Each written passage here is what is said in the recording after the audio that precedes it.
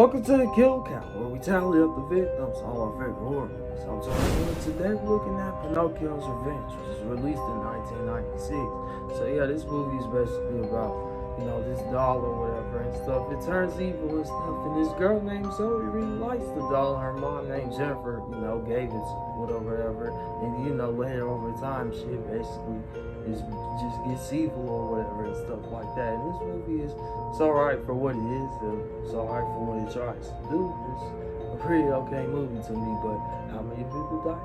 Let's find out. Let's get to the kills.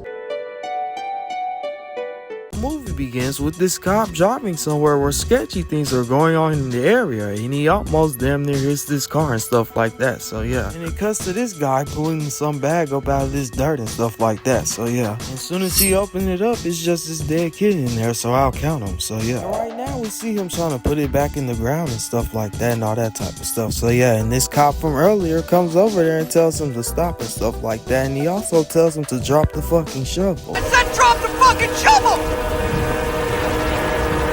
But after that, it just cuts to back all these cops back at the crime scene and stuff. And they also find Pinocchio right there just chilling right there in the ground. So yeah. But now we're in the courthouse and stuff like that. And we meet up with Jennifer trying to take up for the serial killer and stuff. So yeah. And later on, we see Jennifer going through these evidence and stuff like that and giving me 2 more kills to count when we see both of these dead kids right here and stuff like that. So yeah. Then the next day, we see Jennifer walking into her office and stuff. Pinocchio is there to greet her sitting in her chair and stuff. So yeah, then we see Bro walking in telling his jokes about the doll and stuff like that. So yeah, and then it cuts to Zoe in school and stuff like that. They're learning about some subject that they're talking about, and she calls on Beth, and clearly she doesn't know the answers to the question. So she calls on Zoe, and she gets up and helps her out. I think what it's saying is that bad things don't always look bad. Sometimes they even look good.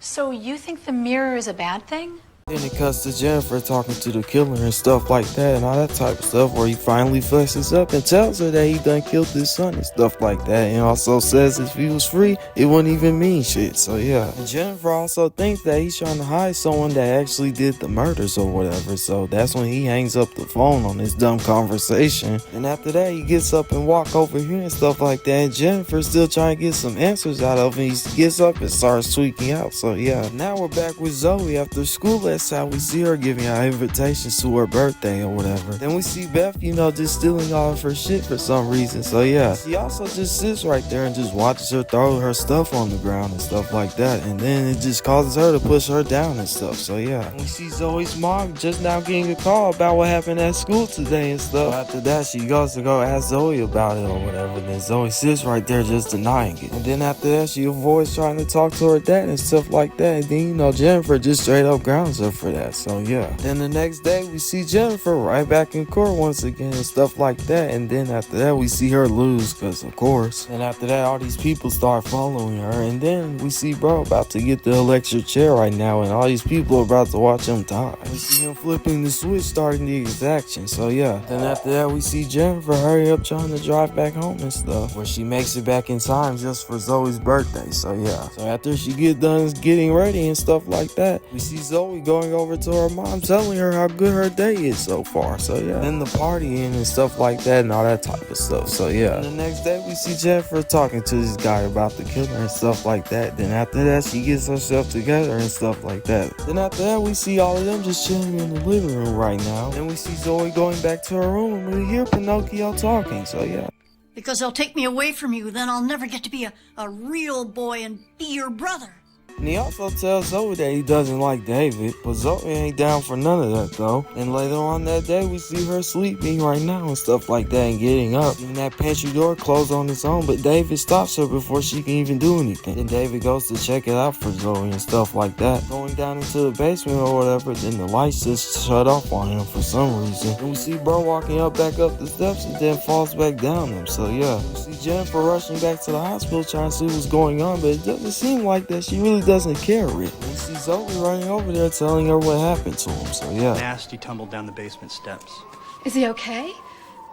Let's cut to Zoe talking to Pinocchio and stuff, and then she asks if he hurt David and stuff like that, but Zoe already know bros is lying and stuff like that, so yeah. And the next day we see Sophie talking to Zoe right now and stuff like that and all that type of stuff, and then she just showed her a box of crickets for her school stuff, so yeah. Then we see Zoe talking to his counselor right now, and bro right now is just leaving the place right now and stuff like that, walking up out of there, so yeah. And Zoe tells Pinocchio how the counselor think that, you know, she killed David and stuff like that, even though he's not dead or whatever. Still go back and forth about it, so yeah. Then Jennifer gets a call from the counselor thinking that Zoe's crazy or whatever. Then Pinocchio tries to tell Zoe that she'll take the blame for it, so yeah. And all she have to do is just cut his strings or whatever, so yeah, and all that type of stuff. Then we see Zoe and bro running outside right now and stuff like that. Then Pinocchio somehow made his way into this hospital without no one even noticing him. He goes into David's room like he said, and then bro just, you know, pulls that plug or whatever, and we watch him die slowly as, you know, he does and stuff like that, and it's pretty fucked up. So Jennifer gets the call about David, seeming like she really doesn't care, so yeah. And the next day Jennifer goes sees that counselor where it looks like Pinocchio wasn't talking at all. Then the counselor thinks that Zoe is crazy, so yeah. When Jennifer gets home she goes to confront Zoe about this, so yeah. And she takes Pinocchio away from Zoe and stuff like that, so yeah. We see Jennifer putting him in his trunk or whatever and stuff, and I guess we get a black fade. And Jennifer gets another surprise from Pinocchio, and then it's just, you know, Zoe just standing right there, so yeah. And Jennifer tells the maid that Zoe won't be going to school today, so watch it. Zoe finds out that her cricket is dead and stuff like that, so yeah. Sophie goes to see what's going on or whatever and stuff like that, walking down this hallway, but then I guess Pinocchio kills her with this fire poker thing, you know, hitting her with a bunch of times, so yeah. Jennifer gets home, finds Sophie a dead body on the ground or whatever, and she just gets hit in the head with the fire poker as well, so yeah. And when she just looks right there for a second, we see just Zoe right there with the fire poker, so yeah. And Jennifer freaking out even more. Then Pinocchio starts chasing Jennifer around the house or whatever, trying to kill her and stuff like that, so yeah. And then she locks herself in this room with, you know, Pinocchio pulling some Chucky moves or whatever and stuff like that. And Jennifer tries to keep the door shut with her hand, and bro actually gets a clean look in her hand. Jennifer gets Pinocchio off of her or whatever, and then throws her against that table and stuff, so yeah. And then when she looks right there, it looks like her daughter getting thrown against the table, so yeah. And then, you know,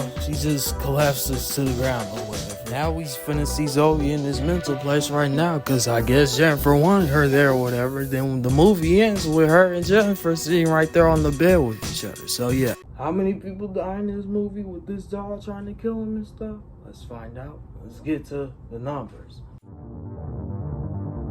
By my count, 6 people died in this movie, being 3 guys and 3 ladies. So yeah, that's an even split among gender. With a runtime of 96 minutes, that leaves us with a kill on average every 16 minutes even. So yeah, I'll give the guys chance off the coolest kill. I guess that can go to that fire poker kill, I guess, when you know Sophie getting hit with that fire poker. I'm gonna say for Lane's kill can go to the kill getting at the beginning scene.